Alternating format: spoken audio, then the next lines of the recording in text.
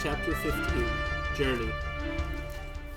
Rakan looked down in bewilderment at the vacant bedroll that Sakana had not long ago occupied. What he was seeing made no sense. He bent down close to the forest bed, putting his keen eyes to the test, but there was no sign of his leaving at all. No impressions from his feet whatsoever. Even the most cunning and skilled of people that Rakan knew couldn't crawl out of a bedroll without disturbing the forest floor. "What do you mean he's just gone?" Belethor asked. "He disappeared, Belethor," Rakan said. "There's little sign he was ever here. There's something strange about that man." "We're losing members left and right," Dervish said. "You fellas gonna turn and leave next?" "We have to go find him," Belethor said. "We can't leave a blind man alone in the forest." "I seem to recall you were fine with leaving Urg behind," Rakan said. "That was different, Rakan. Urg can defend himself. Besides, we don't need that Desh dog anymore. I'm surprised he didn't abandon us any sooner. In any case, I don't know where we'd begin to look for Sakana. I've never had to track something that left no trace before." "Humph, lightweight," Dervish said. "I've found men with nothing but my own fierce determination. Let's just split up and walk the woods for a while. He can't have gone far. The man's blind." "I wouldn't be so sure," Rakan said. "You remember how he led us out of the dungeon? I think he might be a seer." "How ironic would that be?" Belethor laughed. "Well, Dervish is right. Let's split up and search for Sakana. Maybe we can find him before he gets too far away." With that, the three men went their separate ways, combing the trees of the forest around them. All around them, birds began to call to one another, the forest coming awake with the rising of the sun. The last of the fall leaves listlessly drifted to the forest floor. There was no sign of their mysterious blind man. Hours stretched by before Rakan returned to the camp. To his disdain, the others were already there waiting for him. They had had no better luck than he. "We have to move on," Rakan said. "As much as I hate to leave him behind, the whole free world depends on the information we have. We need to press on to Halmayer and summon the War Council. It will take weeks to bring together the armies we need, and every hour counts." Belethor lowered his head in defeat. "I hate to say it, but you're right. Let's go."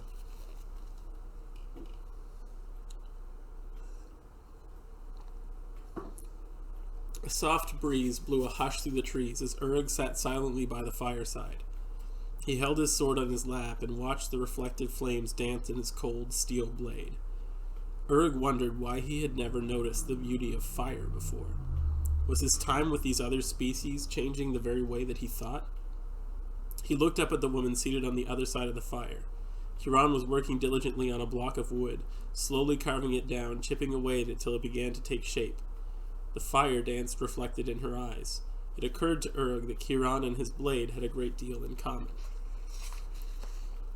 "We can't be far behind your friends now if we're right about where they came out of the tunnels," she said. "I don't know if I'd call them my friends. I'm not sure I should even be going back to them." "We talked about this, Urg. You have nowhere else to go." Urg sat silently for a moment. Was that why he wanted to go back to the group? In his heart, he began to feel that he owed them something. Helios had died to save his life, and his life didn't really mean anything. Maybe it was time he did something about that. "Kiran, why do you trust me? You saw that I was Desh when we first met, and yet you travel with me now." Kiran smiled at him. "You couldn't hurt me if you wanted to." Keep that up and I will want to." She laughed. The sound was almost musical. "My master Peleus once told me he had a theory about the Desh. He told me that he believed that most of them were evil by upbringing and not by nature. He believes that there's hope for your people. He even claims that he saw free Desh living quiet lives, though I'm not sure I believe him. Besides, you're half human, right? Maybe you're more man than Desh." Images of Peleus being surrounded flashed before his eyes. He looked down at his hands, at the scars that he was born with, the strange twisted skin that Thessa had marked his race with. For his entire life, he thought of himself as a Desh who had the blood of a man, but maybe it really was the other way around. Urg's heart pounded in his chest. "Kiran, I met Peleus." Her eyes widened in shock. "Why didn't you tell me this? Urg, what happened to him?" "Peleus was traveling with 2 men and a dweller. They had been sent to my former master's fortress to investigate. They had taken me as their prisoner, eventually convincing me to be their inside man. We were fleeing the fortress, pursued by thousands of Desh when..." Silence pervaded their camp as Urg struggled to say aloud what had happened. He could see tears forming at the edges of Kiran's eyes. He knew she was already putting the pieces together. I fell, Kiran. I was certain that my doom had come, but Peleus stopped to lift me to my feet. He died, buying the rest of us time to flee. Kiran stood and turned away from him. She dropped her carving and her knife to the ground. Somewhere an owl called out into the night. Urg's stomach was twisted in knots. He felt nearly unable to bear the weight of the guilt he felt. Saying nothing, Kiran walked away into the trees.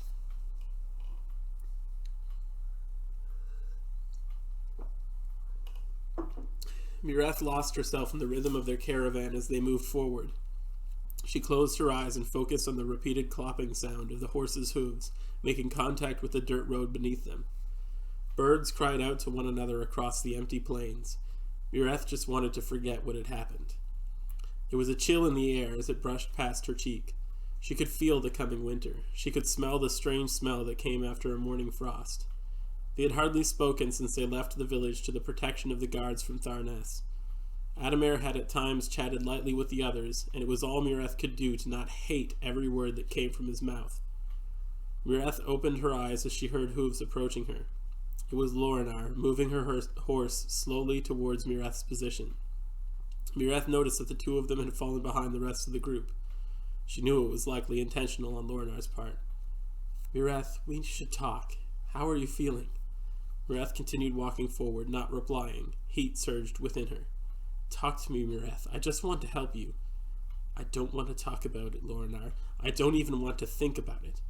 You know how deep this all has hurt me. Don't try to pretend that a few days is enough to make that go away. It's been over a week, Mireth. You can't hold on to this forever. Something in Mireth snapped. You talk to me like nothing has changed between us, Lorinar, but it has. You told me to open up. You convinced me to trust you and to trust Adamir, yet when I did, Adamir betrayed me and you took his side. I think it would be best if we went back to the way things were. I can handle things alone. Silence hung in the air when she finished. Mireth's heart ached at the look of pain on Lorinar's face. She thought about the long years spent hunting her mother. She thought about how hard it was to help her sister die. This was the way things should be. There was no more room left in her heart for pain. If that's the way you want things, then there's nothing I can do about it. Just know that if you change your mind, I'll be there ready to listen. With that, Lorinar turned her horse and urged it forward, leaving Mireth behind. Mireth closed her eyes and focused on the sounds around her once more. Kiran held aloft with trembling hands the letter, trying desperately to summon the courage to read it.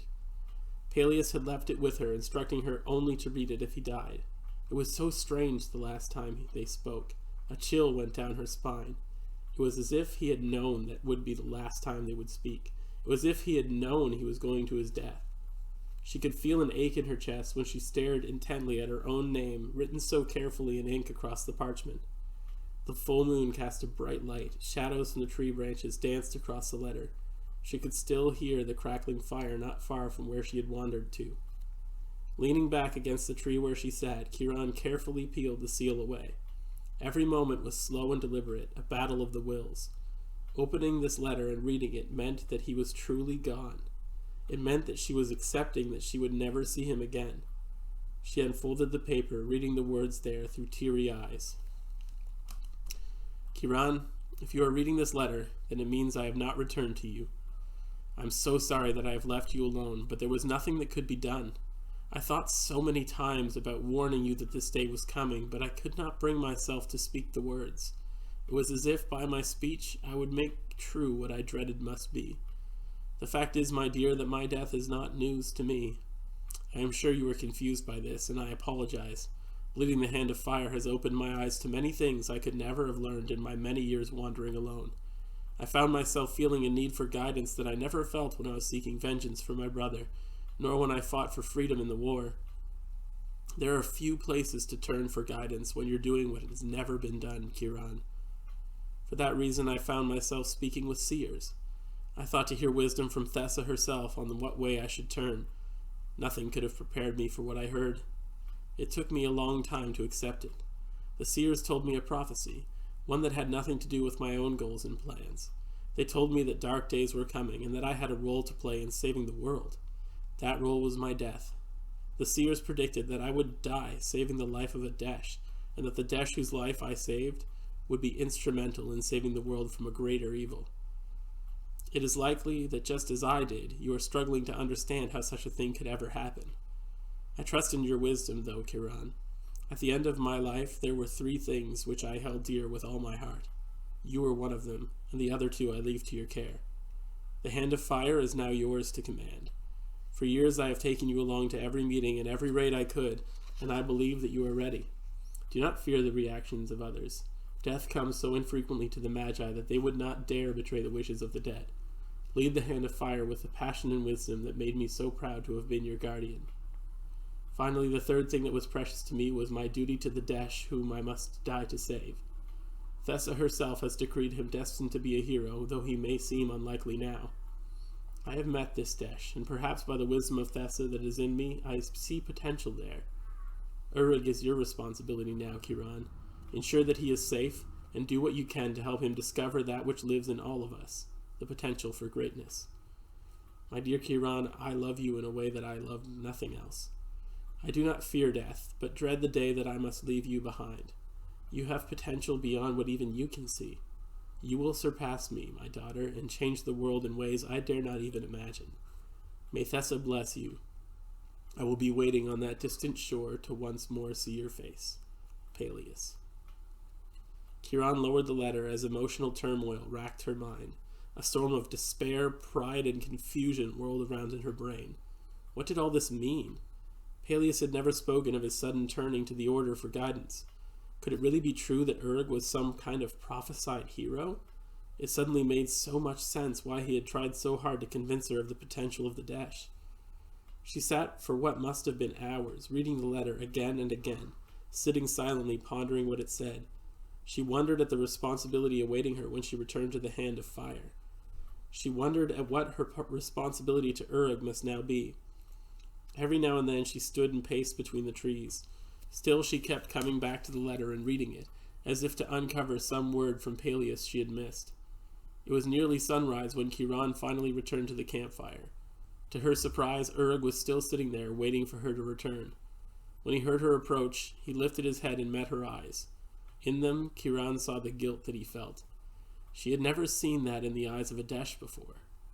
She looked at his roughly cropped hair, his stubble that was long overdue a shave.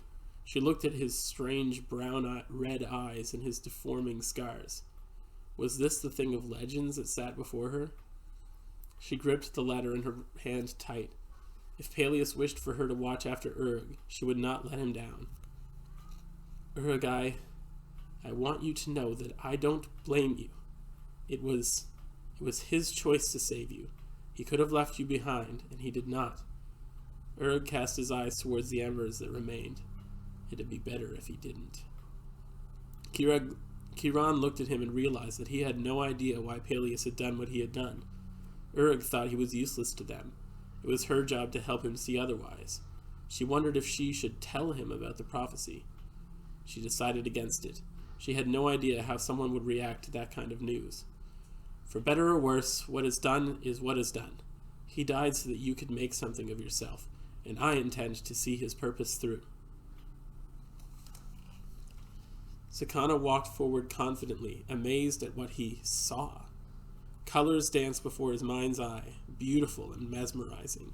Each step forward he took, a stone step emerged from nowhere to meet the soles of his feet. Some strange force propelled him forward, filling him with a yearning to carry on. Peace seeped into his very skin with every step. Am I dreaming? He wondered, caught up in the strange, surreal world he had become a part of. His pain and loss drifted somewhere far away. It seemed so foreign to him now, the despair that had become his whole world. You are not dreaming, my child, a soft feminine voice said. The voice echoed as if in his very mind. I am calling you, Sakana. It is time you faced your destiny. Suddenly the stones formed a set of stairs, and a building began to materialize. White marble pillars appeared first, forming a great imposing entryway. The arches above them bore a symbol of a bright yellow sun. The image warmed Sakana's heart. Enter my temple." Eagerly, Sakana obeyed. The first step he took through the entryway was different than the many before. Suddenly he could feel the cold stone on the soles of his feet. He realized that until now his sense of touch had been gone. Now he could feel the air on his skin once again. He could smell the cold, wet stone of the temple. Stretched before Sakana was a long hallway lined with statues of marble. Each of these statues wore long, flowing robes, obscuring their entire bodies save for their hands, which they held aloft to the sky. As he walked past, Sakana saw that each pair of statues guarded a doorway leading to other sections of the temple. This main hall, however, led directly to an open sanctuary. No doors lay at either the entrance to the building nor the entrance to the sanctuary. Somehow Sakana understood why. That was meant to symbolize the openness of the temple to any who would enter. Sakana walked into the sanctuary and at once saw all that was within. He could see all around him at once. The sanctuary was lined with cushions meant for kneeling during ceremonies dedicated to the worship of Thessa. A great faceless statue of a woman stood in the center of the room. All of the furnishings circled around it.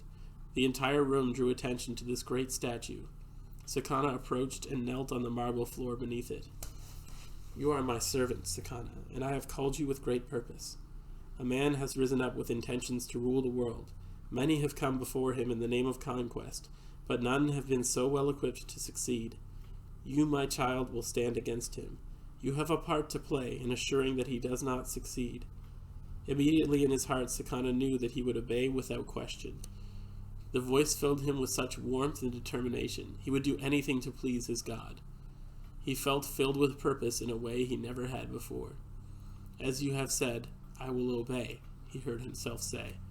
Suddenly the world around him began to fade. The white marble faded to gray and then to black. The strange sense of sight that had been given to Sakana was being taken away. His world again became dark and lonely. The pain that had moments ago seemed so far away returned. Something new was there, though. Sakana was still just as determined to obey the voice of Thessa. He had a destiny now. Thanks for listening. Don't forget to like, comment, and subscribe, and leave a comment down below on whether or not you would have told Uruk that he was a prophesied chosen one. Till next time.